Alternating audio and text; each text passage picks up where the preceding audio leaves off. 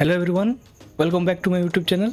आज के इस वीडियो में हम मैथ का एक बहुत इंपॉर्टेंट टॉपिक के ऊपर डिस्कस करेंगे, जो है zeros of the quadratic equation, और या आप बोल सकते हैं पोलिनोमियल का एक बहुत इंपॉर्टेंट सेक्शन है, जो है जीरोस ऑफ द पोलिनोमियल। आज के वीडियो में मैं आपको बेसिक इसके जीरोस एक क्वाड्रेटिक इक्वेशन का कैसे निकालते हैं, कौन कौन सा मेथड है इसको निकालने के लिए, और आप इक्वेशन से कैसे उसको निकाल सकते हैं, उसका बेसिक फॉर्मूला क्या है और उनके जीरोस के बीच क्या रिलेशन है, ये सब चीज़ आज मैं आपको बेसिक इस वीडियो में बताने जा रहा हूँ। तो चलिए वीडियो को शुरू करते हैं।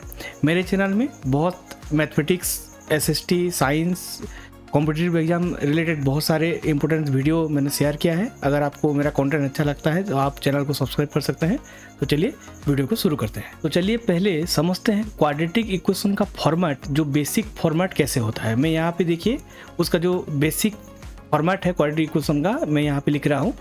बेसिक फॉर्मेट जो होता है वो होता है ए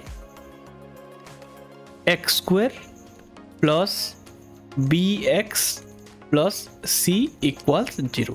ये होता है क्वाड्रेटिक इक्वेशन का जो बेसिक फॉर्मेट।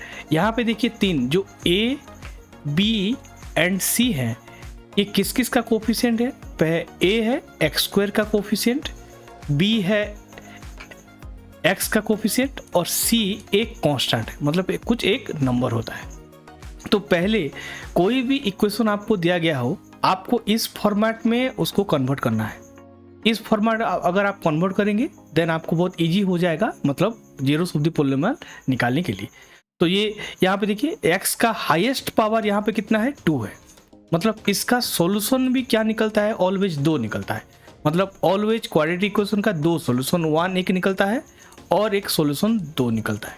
तो इसका मतलब क्या है, तो क्वाड्रेटिक इक्वेशन में जो x जो वेरिएबल है उसका 2 वैल्यू निकलता है। मतलब ये जो एबोव इक्वेशन है, इसका जो भी आंसर आएगा, अब मैं आगे एक एग्जांपल में आपको बताऊंगा, आपको इजीली समझ में आ जाएगा।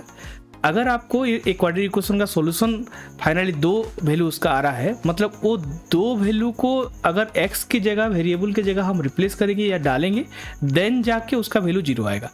वो 2 नंबर के अलावा उसका तीसरा कोई भी वैल्यू एग्जिस्ट नहीं करता।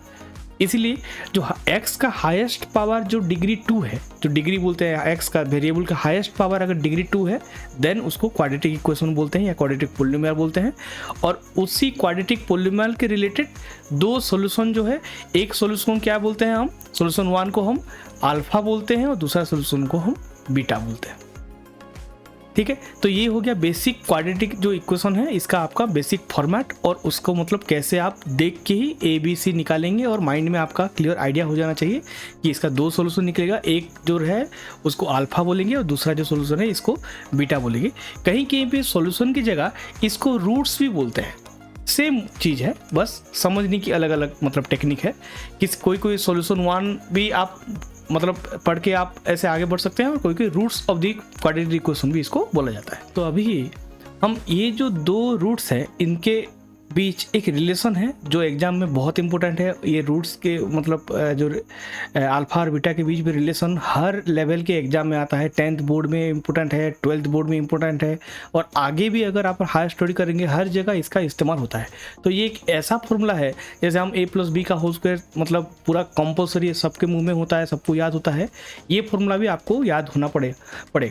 तो पहले जो अल्फा और बीटा है, इसका सम अगर है तो इसका फॉर्मूला क्या है, -b/a।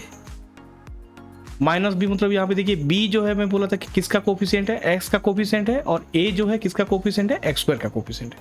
तो आगे मैं एग्जांपल के यहाँ पे आपको समझाऊंगा, तब आपको इजीली समझ में आ जाएगा। देन अगर ये दोनों को इंटू करेंगे, अल्फा इंटू बीटा करेंगे, देन क्या हो जाएगा, c/a हो जाएगा। अगेन c एक कांस्टेंट है और a क्या है, x स्क्वायर का वेरिएबल है। तो ये जो फॉर्मूला है, इसके आगे एक न्यूमेरिकल मैं आपको करके दिखाऊंगा, कैसे इसको आप वैल्यू पुट करेंगे और कैसे चेक करेंगे कि इसका आंसर सही है कि नहीं। चलिए आगे देखते हैं। तो मैं यहाँ पे मैं एक पोलिनोमियल ले रहा हूँ, p of x = x² + 3x + 2।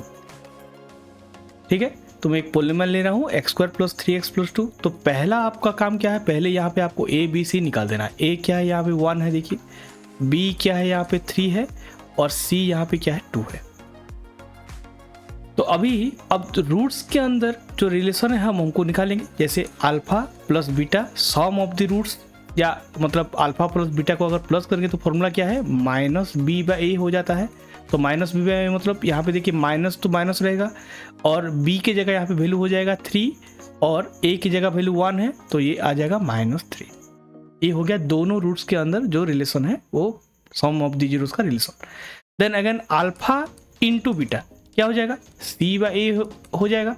तो सी यहाँ पे कितना है देखिए 2 है, अगेन ए 1 है तो यहाँ पे 2 हो जाएगा। तो अभी ये कैसे चेक करेंगे कि मतलब ये जो एबोव क्वाड्रेटिक पॉलिनोमियल है इसका सम ऑफ जीरो एंड जो multiplication of product of zero ये सही है कि नहीं। तो इसका दो मेथड है। पहला एक मेथड क्वाड्रेटिक फार्मूला यूज करके, मैं आने वाले वीडियो में इसको बताऊंगा, नेक्स्ट इसका जो वीडियो आने वाला क्वाड्रेटिक फार्मूला का आने वाला है। और सेकंड जो मेथड है वो है स्प्लिटिंग द मिडिल टर्म, जिसका ऑलरेडी मैंने वीडियो बहुत सिंपल वे में मैं ऑलरेडी बना है, मेरे चैनल में है। इसका लिंक मैं आई बटन में आपको दे दूंगा, आप वहाँ से डायरेक्टली जाके वो चेकआउट कर सकते हैं। तो अभी चेक करते हैं इसका जो sum of zero and product of zero सही है कि नहीं। जैसे मैंने यहाँ पे देखिए पॉलिनोमियल क्या लिया था x² plus 3x plus 2 equals 0 मैंने लिया था। तो यहाँ पे अगर स्प्लिटिंग द मिडिल टर्म हम यूज करेंगे देन ये हो जाएगा x² plus 2x plus 1 plus x plus 2 equals 0। अगर स्टार्टिंग से x कॉमन जाएगा तो आ जाएगा x प्लस 2 और सेकंड में अगर प्लस 1 कॉमन जाएगा अगेन आ जाएगा x प्लस 2 इक्वल्स 0। तो फाइनली अगर हम कॉमन ले जाएंगे तो आ जाएगा x प्लस 2 एंड यहाँ पे आ जाएगा x प्लस 1 इक्वल्स 0। तो अगर ये दोनों को इक्वेट करेंगे एक हो जाएगा x plus 2 equals 0। Then x का वैल्यू क्या आ गया -2 और दूसरा वैल्यू क्या हो सकता है x plus 1 equal to 0। Then x का वैल्यू आ जाएगा -1। देखिए मैंने स्टार्टिंग में जैसे बोला था क्वाड्रेटिक इक्वेशन मतलब इसका दो सॉल्यूशन निकलता है। पहला निकल गया यहाँ पे -1 और दूसरा निकल गया यहाँ पे देखिए ये -2, पहला -2 दूसरा आ गया -1। तो अगर जैसे हमने निकाला था अल्फा प्लस बीटा कितना निकला है हमारा -3 निकला है। तो यहाँ पे देखिए अल्फा प्लस बीटा मतलब पहला जो रूट्स है -2 ये हो गया अल्फा और ये हो गया बीटा।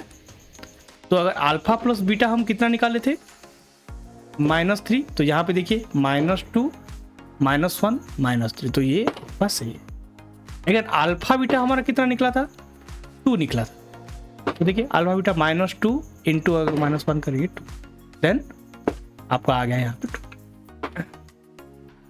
तो देन आपका आंसर सही है। तो इसी हिसाब से आप रूट्स के अंदर जो रिलेशन है भी निकाल सकते हैं, रूट्स भी निकाल सकते हैं। Splitting the middle term use करके आप डायरेक्टली आंसर भी सॉल्यूशन भी निकाल सकते हैं।